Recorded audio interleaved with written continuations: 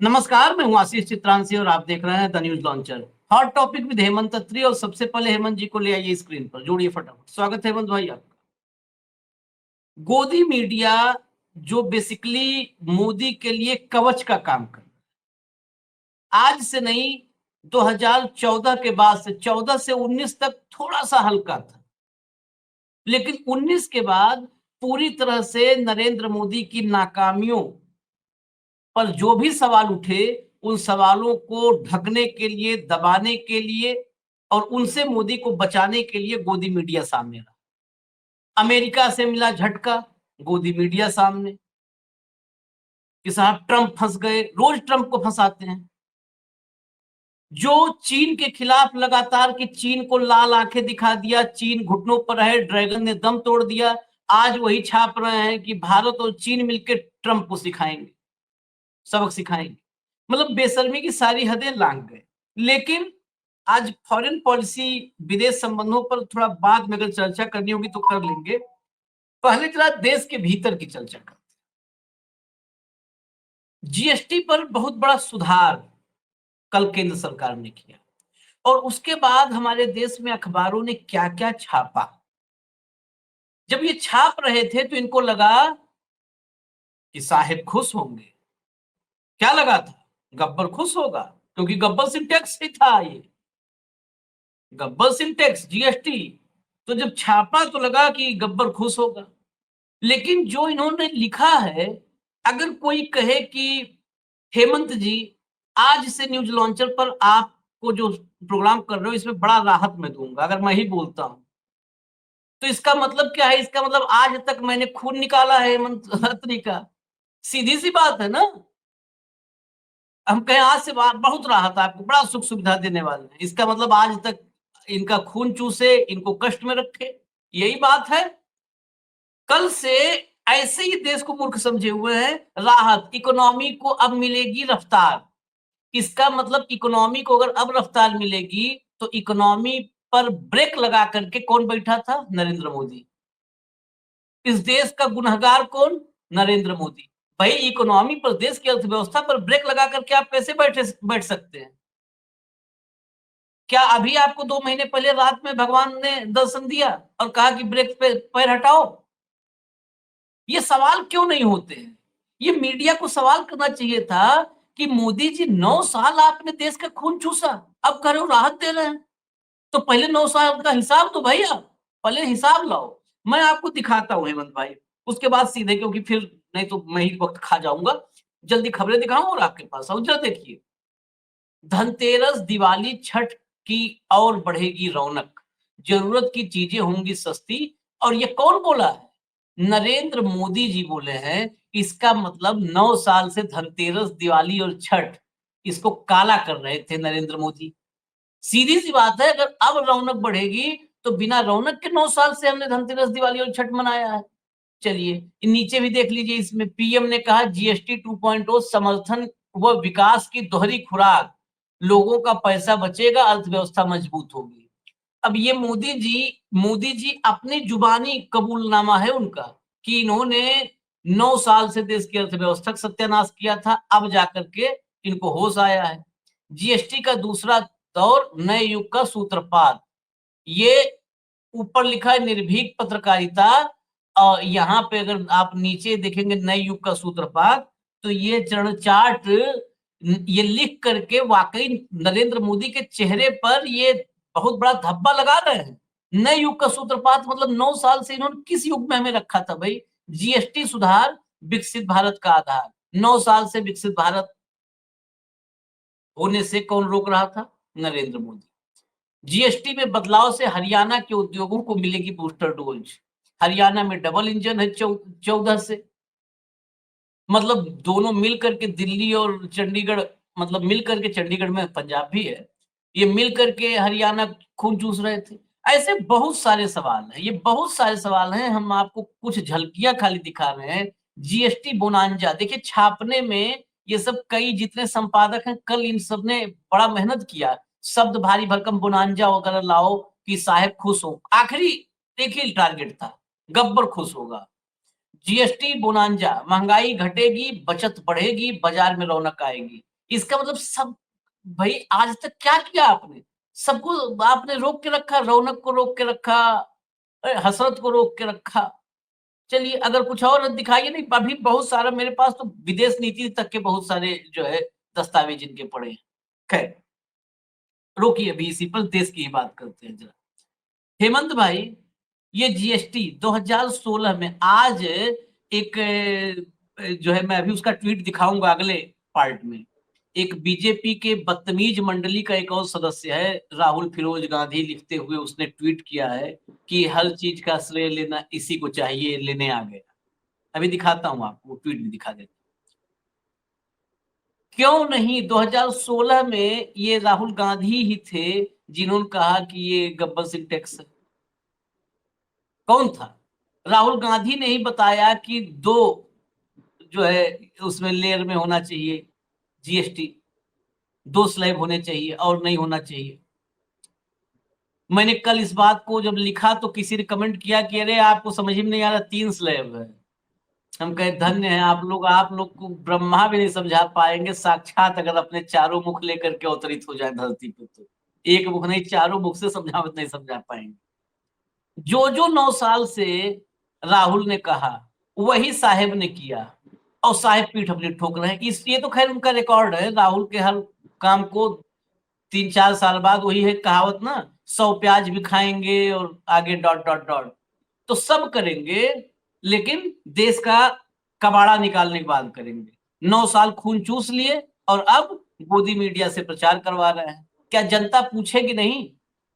हालांकि आप कह देंगे जनता क्यों पूछेगी, जनता तो मजा आ रहा है। बताइए, लेकिन पूछना चाहिए कि नहीं पूछना चाहिए जनता से, कि जनता को कि 9 साल क्यों किया हमारे साथ इतना अत्याचार साहेब? आशीष भाई नमस्कार, आपको सारे दर्शक साथियों को। आज के अखबार अगर आप देखेंगे, हिंदी के अखबार अगर देखेंगे, तो आपको एक अद्भुत फीलिंग आएगी।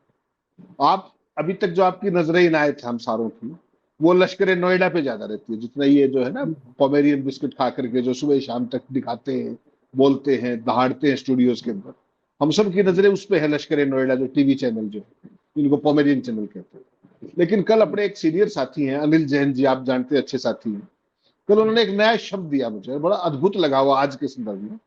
उन्होंने एक नया वो दिया है, हरकत अल अखबारात ए हिंदी। जो आतंकी संगठन होते हैं ना, वो तो क्या करते हैं, वो तो आदमी को निपटा के छुट्टी करते हैं। ये जो है आदमी की बौद्धिक उपचार कर देते हैं, तो उसका नाम उन्होंने रखा है और पोस्ट किया। मुझे बड़ा अच्छा लगा, इसलिए मैंने नोट किया उसको, मैं हम इसको यूज करेंगे, हरकत अल अखबारात ए हिंदी।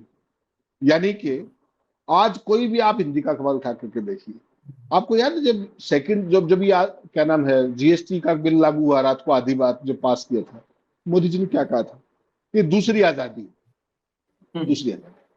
अब 8 साल के बाद उस दूसरी आजादी को खूब सेलिब्रेट किया।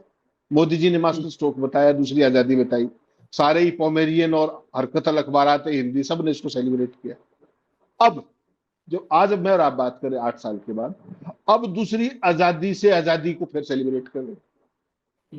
पहली आजादी 47 में मिली, कुछ को 14 में मिली, उस पर बहस नहीं करेंगे। जब जीएसटी पास हुआ तो मोदी जी ने दूसरी आजादी बताया, सारों ने उसको सेलिब्रेट किया। अब जो दूसरी आजादी जीएसटी थी, उससे जब उसके जो भी उसका शोषण था, तमाम चीजें थी, डकैती थी, लूट थी आम आदमी की, तो उससे जब आजादी मिल रही है तो उसको फिर नई आजादी, अब तीसरी आजादी कह देंगे हो सकता है, या दूसरी आजादी से आजादी, इसको कैसे कहेंगे आप बेहतर डिफाइन कर पाएंगे। मेरा केवल कहने का कुछ और पर्पस है। अब कल जैसे आपने तमाम अखबार देखे होंगे, आज की तारीख में हिंदी अखबारों के अंदर एक बड़ा भारी कंपटीशन लगा हुआ है कि वो जो आपका एक था ना, जो राज्यसभा वाले लाला जी होते थे, उनको पीछे छोड़ करके उनका अखबार मुख्य पृष्ठ होता था भाजपा का, आरएसएस का। अब जितने अखबार हैं हिंदी के, उन सब में उस अखबार को पीछे छोड़ने की दौड़ लगी है। और आज जो आपने दिखाई तो संपादकीय पेज था, संपादकीय में ऐसा नया दौर आ गया, पुराना दौर आ गया, और उसके बाद जो बिजनेस पेज है वो एक पूरा पेज में जय जयकार कर रखी। यानी कि जैसा आपने इंट्रोडक्शन में कहा कि पहले जो था वो अद्भुत था जो मोदी जी ने किया, अब जो है वो उससे भी ज्यादा अद्भुत है, वो भी अद्भुत है। हाँ, तो वो भी मास्टर स्ट्रोक था भाई। आशीष जी ने हेमंत त्रि को पटक दिया, master stroke. Master Hemant stroke, III ने आपको उठा के पटक दिया, वो भी मास्टर स्ट्रोक। मास्टर स्ट्रोक दोनों। तो आप तो ये सारी की सारी पूरी स्थिति है। ये बेसिकली क्या है आशीष भाई, देखिए आपको ना एक क्रोनोलॉजी देखनी पड़ेगी, कहां कहां फंसे हुए आप। टैरिफ में अमेरिका के ट्रंप ने जो आपके साथ क्या किया, एक पक्ष। उसके बाद ऑपरेशन सिंदूर में क्या हुआ, दूसरा पक्ष। पूरी दुनिया में आप अकेले खड़े हो गए, तीसरा पक्ष। भाई ने टैरिफ 50% ठोक दिया, चौथा पक्ष। फिर आपको कोई राहत नहीं मिली, सेना ने बता दिया कि चीन ने हमारे साथ क्या किया। उसके बावजूद डोबल चीन चले गए, अडानी चीन चले गए, राजनाथ चीन चले गए, जयशंकर चीन चले गए, फाइनली फाइनली साहब भी चीन चले गए। ठीक, गाड़ी में प्राइवेट बैठे 45 मिनट 30 सेकंड बात हुई, उंगली करके दिखाया, सारे काम किए, वहां से वापस आए। फिर माता जी की गाड़ी को लेकर के बिहार बंद कराया, नहीं बनी बात। अल्टीमेटली फिर 15 अगस्त को जो छेड़ा था लाल किले से, दो ही तो काम किए थे लाल किले से क्रांतिकारी। एक तो जो एनजीओ 100 साल से चल रही है उसका महिमा मंडन किया था, 100 साल वाली एनजीओ का, और दूसरा ये जीएसटी वाला किया। आपने बेहद शानदार बात कही कि वो अगर इतना अच्छा था जीएसटी तो उसको चेंज क्यों कर रहे हो, और अगर चेंज किया तो इतनी देर क्यों की। कल जब मैं पढ़ रहा था इसका सारा ब्रेकअप तमाम अखबारों में, तो कहीं ना कहीं सच्चाई पकड़ी में आ जाती है। ऐसी बात तो नहीं कि हम नहीं पकड़ सकते, बिटवीन द लाइन्स आदत है। तो मैंने पढ़ा, उसमें कहा कि 48,000 करोड़ रुपए की राहत मिलेगी। हालांकि ये हायर साइड पे है, लेकिन कोई बात नहीं, हम तो सरकार की बात मानेंगे, 48,000 करोड़ की राहत मिलेगी। तो इसको अगर 8 साल की जो राहत की बजाय जो लूट थी, अगर केवल उतने ही शब्दों में देख रहे हो तो 4 लाख करोड़ रुपए का एक्स्ट्रा लिया ना आपने। वो 4 लाख करोड़ जब लगाया तो भी मास्टर स्ट्रोक था, आज जब राहत देने की बात है तो भी मास्टर स्ट्रोक है। और ये इतने अंधभक्त सेना तैयार कर दी गई है जिसको कुछ समझ में ही नहीं आ रहा, कुछ भी समझ में नहीं आ रहा। दो स्लैब्स की बात कर रहे हैं, जैसा आपने कहा 40% वाले को अब भी हजम कर रहे हैं, 40% का जिक्र नहीं कर रहे। यानी कि आशीष चितरंशी का गाड़ी बदलने का मन हुआ, 10 साल की 15 साल की पुरानी होगी, और बच्चों ने कह दिया नहीं नहीं इस बार तो 1600 सीसी की गाड़ी लेंगे। 1600 सीसी की होते ही साथ वो 40% स्लैब में है, कहां जाओगे आप, क्या करेंगे। अब टू 1599 सीसी ठीक है, लेकिन 1600 होते के साथ हेल्थ इंश्योरेंस जैसा इश्यू, हेल्थ फैसिलिटीज जैसा इश्यू, उस पर जो जीएसटी इतने सालों तक लगा। इंटरेस्टिंग बात कही है शीशमान से। अब आपने पहले उस लड़ाई का क्रेडिट लिया जीएसटी लगाने का, अब उस गलतियों को ठीक करने का मास्टर स्ट्रोक का क्रेडिट ले लीजिए आप, कोई बात। सवाल केवल इतना है कि पहली बात तो ये लूट का पैसा कहां है, नंबर 1। इसके कारण जो देश इतना पीछे चला गया, आज क्या कह रहे हैं बचत बढ़ेगी फलाना बढ़ेगी, तो ये सारा कहां गया 8 साल का। और इससे जुड़े हुए जितने भी सवाल हैं आशीष भाई, जितने, मेरा एक सवाल और, 2017 से राहुल गांधी जब से लागू हुआ था तब से वो इस बात को चीख रहे थे। क्या भारतीय जनता पार्टी के एक भी नेता, मुझे नाम बताना आप, 2017 से लेकर आज 25 आ गए, एक नेता का नाम बताइए जिसने कहा कि इसमें सुधार किए थे, तो ठीक ही मान रहे थे। बताओ ना, एक नाम बताओ जिसने कहा। पूरे देश में इस बात का हाहाकार था आशीष भाई कि मैं और आप प्राइवेट हेल्थ इंश्योरेंस करवाते हैं अपना, उस पर 18% जीएसटी आशीष भाई, सोचिए आप। और इस देश में वैसे भी हेल्थ इंश्योरेंस की हालत क्या है और हेल्थ फैसिलिटीज की हालत क्या है। मुझे एक आदमी का नाम बताइए भाजपा में जिसने इन 8 सालों में जीएसटी को लेकर ये कहा कि नहीं इसमें सुधार की जरूरत। जब पूरी अर्थव्यवस्था की तबाही और सत्यानाश हो गया और चारों तरफ से ये फीडबैक आ गया कि बर्बाद हो जाएंगे, अब है हकीकत क्या है, ये जो ट्रंप के टैरिफ है उसका जो प्रेशर आएगा उसको हल्का फुल्का ईज आउट करने की बात है। सोच होगा क्या, मैं और आपको ज्योतिषी नहीं, हम नहीं बता सकते। ट्रंप को लाला क्या दिखाई उसका पता है आपको, ट्रंप ने आपको दिखाई 50% टैरिफ लगाया, किस उपलक्ष्य में, कि आपने रूस से तेल खरीदा, आपने नहीं, आपके मित्र ने, अंबानी ने, उसने हजारों लाखों करोड़ रुपए छापे, बढ़िया, उसका कुछ नहीं बिगड़ा। जो उसके तेल के प्रोडक्ट आज भी बिक रहे उन पर कोई टैरिफ नहीं बढ़ाया। टैरिफ किस पे बढ़ा, इंडियन प्रोडक्ट्स के ऊपर, ठीक। यानी कि आम तो खाए बंदरिया ने और जूत खाए रीछ, ये क्या मतलब हुआ। तो भारत की जनता का क्या हाल बना दिया। और उसके बाद जो ये पॉमेरियन मीडिया है, कल देखिए आप, जो मोदी जी की माता जी की गाली थी उसका ऐतिहासिक बिहार बंद देखा होगा उसने, ऐतिहासिक बंद, कि जिन्होंने गाली नहीं दी थी वो भी गाली दे रहे थे कल सड़क पे खड़े, बेचारी महिलाएं, गर्भवती महिलाएं, वो टीचर्स, वो स्टूडेंट्स, पूरी भाजपा को गाली दे रहे थे। पहले तो एक अननोन आदमी, कोई पिकअप ड्राइवर, उसने गाली दी, किसी को पता लगा नहीं लगा, उसका पूरा प्रचार किसने किया, मोदी जी ने, आते ही विदेश से आते ये नहीं बताया कि भाई चीन में क्या करके आया, शी जिनपिंग क्या कह रहे थे, पुतिन क्या कह रहे थे, सबसे पहले क्या उठाए खड़ा हुआ कि मेरी माँ को गाली दी। उनके भाई और भी है चार, उन्होंने तो नहीं कही ये बात आज तक। तो क्या मोदी जी ने माँ का पूरा ये रखा कि उनका मान सम्मान उन्हीं का जिम्मा था? तो जितनी भी चीजें कर रहे हैं, जो ये पेमोलिन मीडिया जितना इसको बढ़ा चढ़ा के लिख रहे हैं, दूसरी आजादी से जो तीसरी आजादी दिला रहे हैं मोदी जी जीएसटी वाली, इसमें कहीं ना कहीं ये फंसेंगे। जब विपक्ष ये नैरेटिव लेके चलेगा कि इन वोट चोरों ने आपकी कमाई पर भी डकैती डाली, और ये सबूत है कि आज अगर किसी चीज पे 12% और 5% घटा रहे हो तो पहले ज्यादा क्यों लिया था, वो कौन सा लॉजिक था? कोई तथ्य तो बताइए। और भाजपा ने कब इसके खिलाफ 8-9 साल लिया भाई, कोई 1-2 दिन नहीं। हाँ? तो ये जो जो लश्करे मीडिया आपका है ना, इसने इस देश की जो समग्र बुद्धि है उसके अपहरण करके और उसको समापन करने का एक बीड़ा उठाया है। और जो आपके हरकत अल अखबार आते हिंदी है, इन्होंने आपकी जितनी भी बुद्धि बची हुई है जो भी जिन वर्गों के अंदर, वो पैसे देते हैं इन अखबारों को खरीदने के लिए। अखबार कौन कहेगा इनको? जो आपने हेडिंग दिखाए, ये तो आरएसएस के 5 जने में भी नहीं छपेंगे ये हेडिंग। बता दीजिएगा ऐसे हेडिंग छाप देंगे इतना शब्द पे? कितनी महानता कर दी भाई, और इतनी महानता में इतनी देरी क्यों कर दी? भले आदमी यही पूछ लो कि हुजूर आते आते बहुत देर कर दी, यही लिख के देख लो एक बार। कल के अखबार आप देखते तो और ज्यादा अद्भुत, मिले सुर मेरा तुम्हारा, चीन के साथ सुर मिला रहे थे। चीन अभी अभी पाकिस्तान के साथ मिलकर के जनरल राहुल आर सिंह ने क्या कहा, ये सुर मिला रहे हैं, मेरा मिले सुर मेरा तुम्हारा। इनको कोई शर्म नहीं बची आशीष भाई।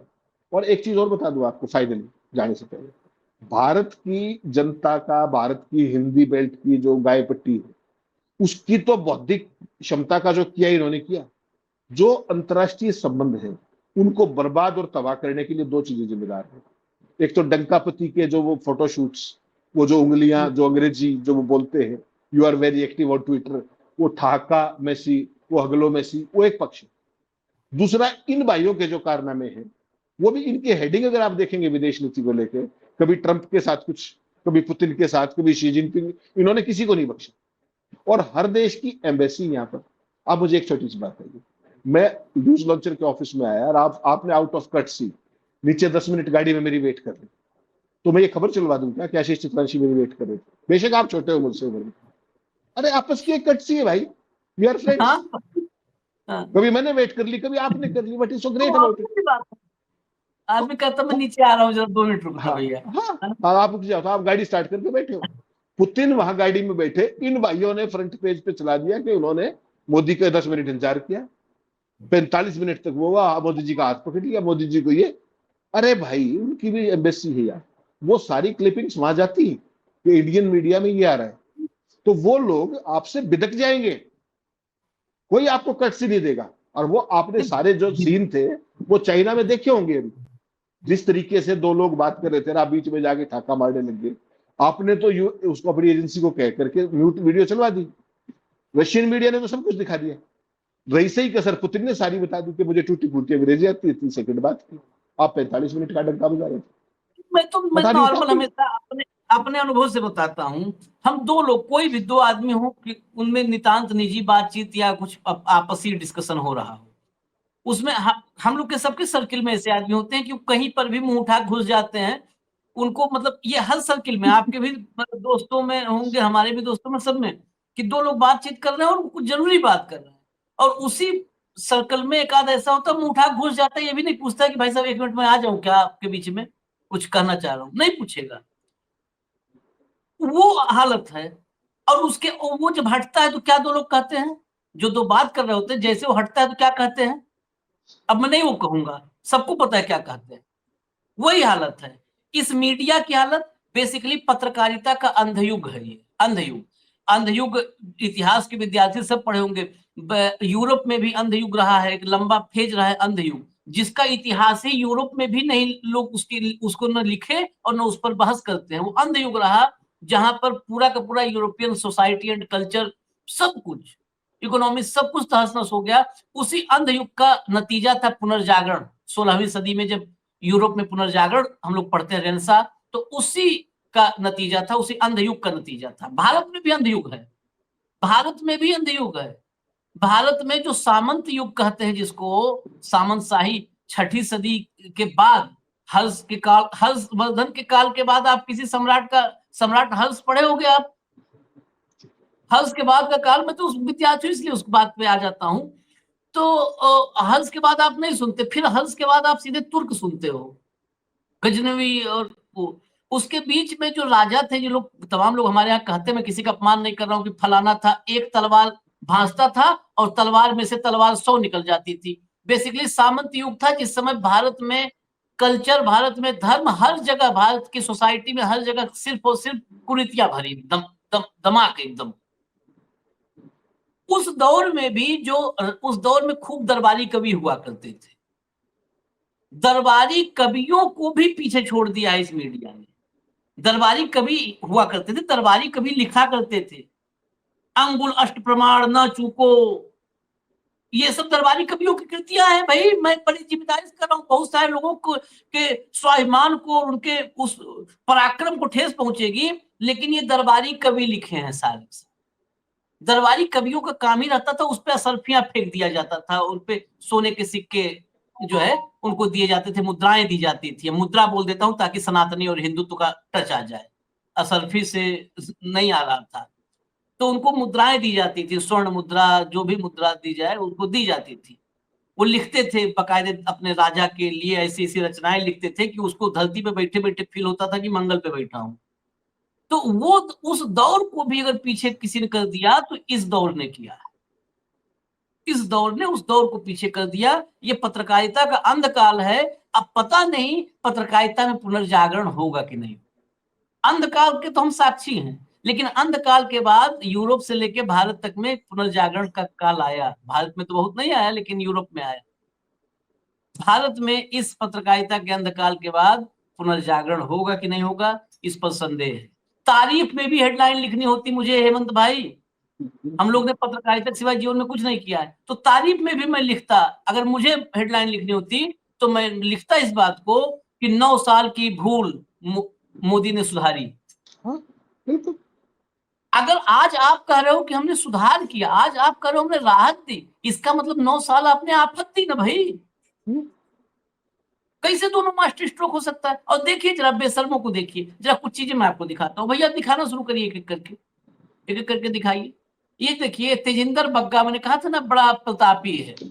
राहुल फिरोज घांडी, देखिए ये सब, इन सब का कोई बेसिकली क्या है, बदतमीजी के, ये सब बदतमीजी, बदसलूकी, बदजुबानी, बेहयाई, बेशर्मी, इस सब के पीएचडी हैं। लेकिन इनको कुछ नहीं, क्योंकि इनका आका तो वही है। प्रेरणा स्रोत कौन है? वही प्रेरणा स्रोत है।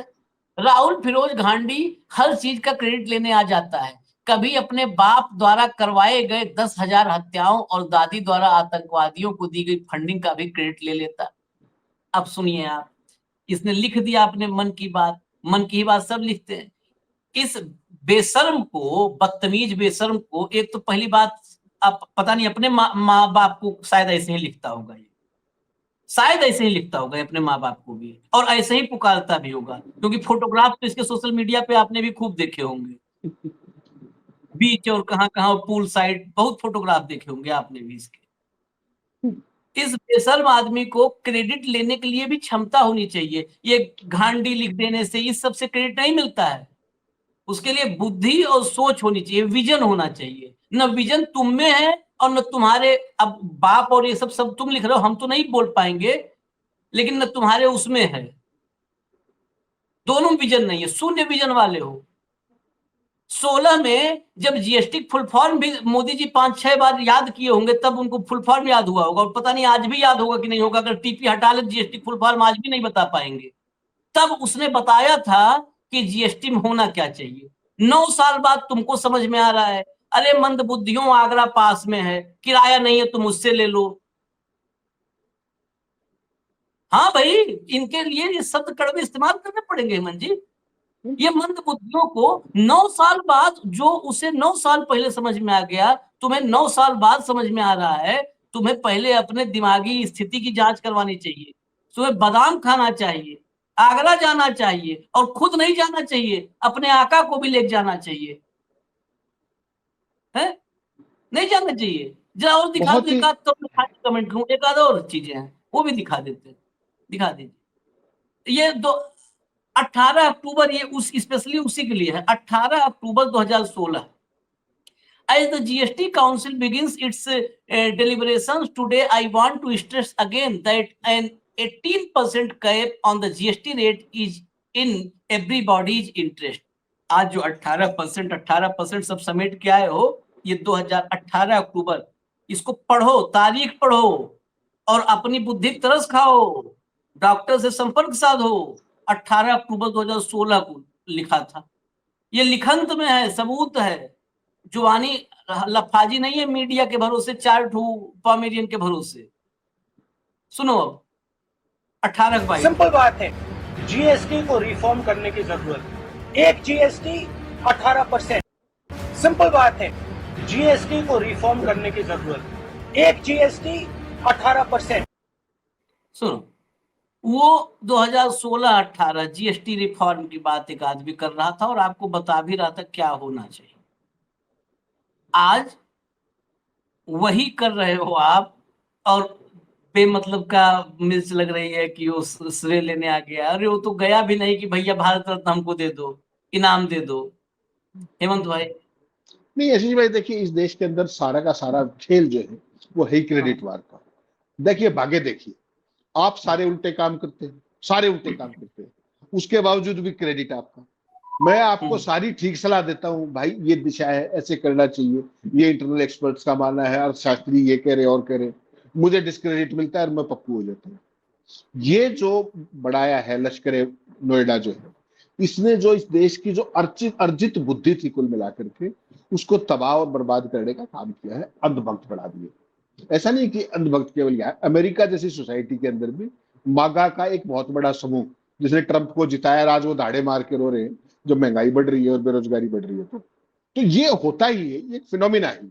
ये इस तरह का समय हर राष्ट्र के, हर व्यक्ति के काल में आता है कि कभी बहुत एक्सट्रीम चीजें होती हैं, वो यहाँ भी हो रही है। लेकिन जो आपके देश के अंदर, जो भारत के अंदर हमारे यहाँ जो ये मीडिया की भूमिका है, ये कभी भी अफ्रीकन कंट्रीज के अंदर भी नहीं होती। ये जो रवांडा मीडिया था उसको भी इन्होंने पीछे छोड़ दिया। ये उसमें तो क्या है कि 1 घंटे का बुलेटिन आएगा, एक स्पेशल, एक उस टाइम पे। इनका तो सुबह से रात तक कीर्तन चलता है भाई, बिना लॉजिक, बिना किसी तर्क, केवल कुतर्क, केवल प्रोपेगेंडा, केवल एजेंडा। आपको जानकर हैरानी होगी, मैंने पहले भी बताया था आपको, आजकल जितने अखबारों के इनपुट एडिटर हैं, जरा उनकी प्रोफाइल मंगवाइए, किसके कहने से लगे हुए हैं, किसके कहने से वो लगे, कितनी उनकी सैलरी होगी, किस उस पे रहेंगे, इनपुट पे। मैं आपको व्यक्तिगत बात बता रहा हूं, ज्यादा कोट नहीं करूंगा। इनपुट पर कौन व्यक्ति बैठेगा वो दिल्ली से तय होकर के, और वो आदमी किसके प्रति जवाब दे होगा, लाला के प्रति जवाब दे नहीं होगा।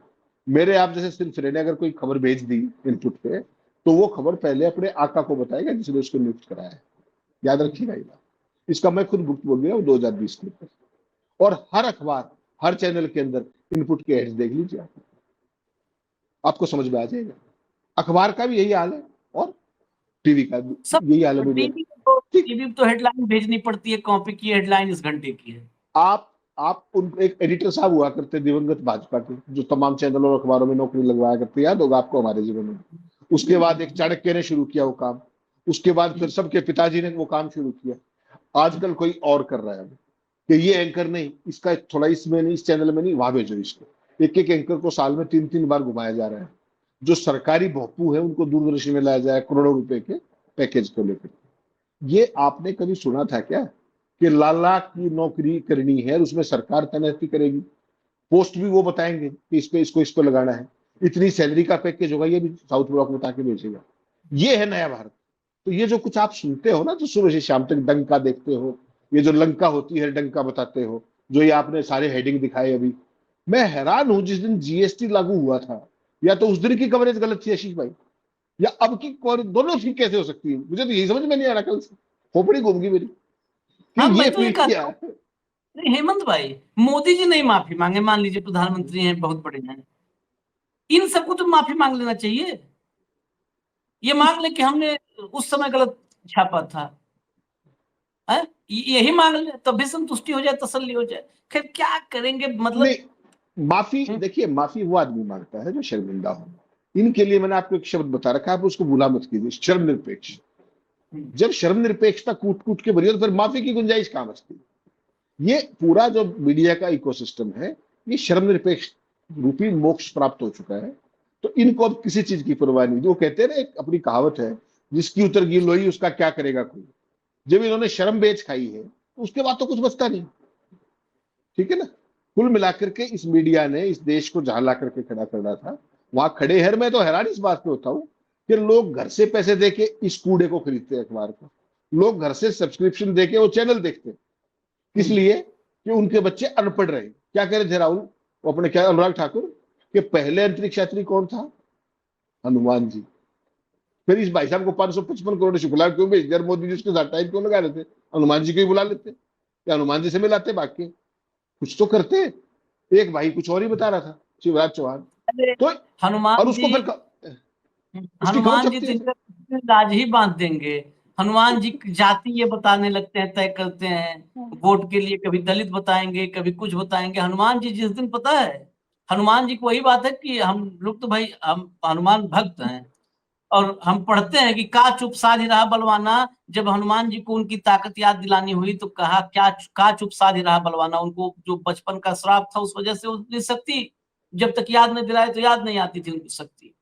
तो हम तो चाहेंगे कि एक बार सब लोग मिलकर के बोले कि का चुप साध रहा बलवाना। एक बार उनको शक्ति फिर से याद आ जाए तो इनका इलाज बांध दे सबका।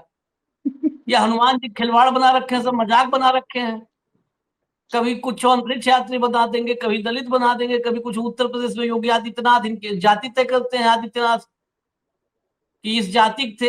ये सब भगवान की जाति तय करने आए हैं। भगवान का ही ये कुंडली लिखेंगे, बताइए। भगवानों कुंडली, ये सबसे नास्तिक व्यक्ति हैं। देखिए मैं एक बात बताऊं, फिर विषयांतर, लेकिन खत्म करते करते, कोई भी आस्तिक व्यक्ति, मैं आस्तिक के बारे में करूं, कोई भी आस्तिक व्यक्ति, धर्म का मतलब ही क्या है? धर्म का मतलब है कि भय, ईश्वर से भय। आस्तिक व्यक्ति हमेशा ईश्वर से डरता है, डरता है। इसको कोई नकार नहीं सकता। शब्द उसको अलग अलग दे सकता है, लेकिन धर्म का एक ही, धर्म को के जो उद्भव में, मैं निजी तौर पर मैं इस पे जो विचार करता हूं तो सोचता हूं कि जब भी धर्म का सूत्रपात हुआ होगा तो उसका सबसे बड़ा एक रहा होगा कि एक नैतिक भय। हर व्यक्ति में अनैतिक कार्य करने से पहले डर ये हो कि ऊपर भगवान है, ईश्वर है, वो सजा देगा। हमें गलत नहीं करना चाहिए, हमें पाप कर्म नहीं करना चाहिए, हमें जो भी अनैतिक काम नहीं करने चाहिए, क्योंकि भगवान है, सजा देगा। अब आप बताइए, जो 24 घंटा अनैतिक काम में लिप्त हो, इसका मतलब वो अंदर से इस बात पर 100% पुख्ता है, यकीन करता है कि संसार में कोई ईश्वर का अस्तित्व नहीं है। उनके वही कर भगवान, सकता है। उनके आपको भगवान भी हमें मोदी जी भी, है ना। उनके हाँ, भगवान ही, उनके जो इष्ट हैं वो मोदी जी। इष्ट क्यों है? कि भैया धंधा चलता है पैसे से, अल्टीमेट मुनाफा है, मोदी जी मुनाफा दे रहे हैं, बात खत्म हो गई। भगवान से, हनुमान जी से क्या लेना बताओ? मुनाफा तो मोदी जी से लेना है ना।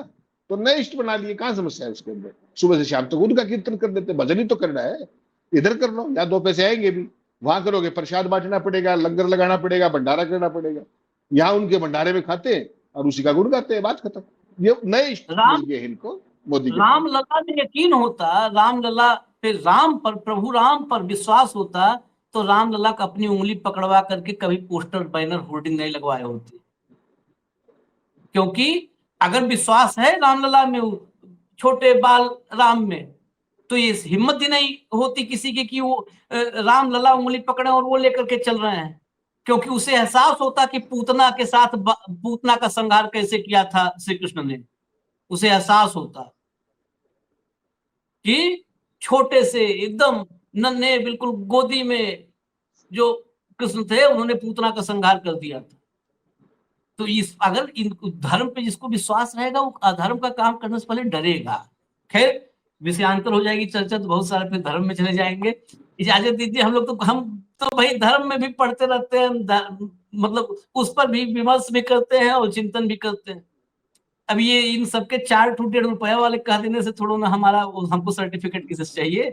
तो इजाजत दीजिए हमें, फिर आएंगे अगले कार्यक्रम में। धन्यवाद हेमंत भाई, बहुत बहुत धन्यवाद, नमस्कार।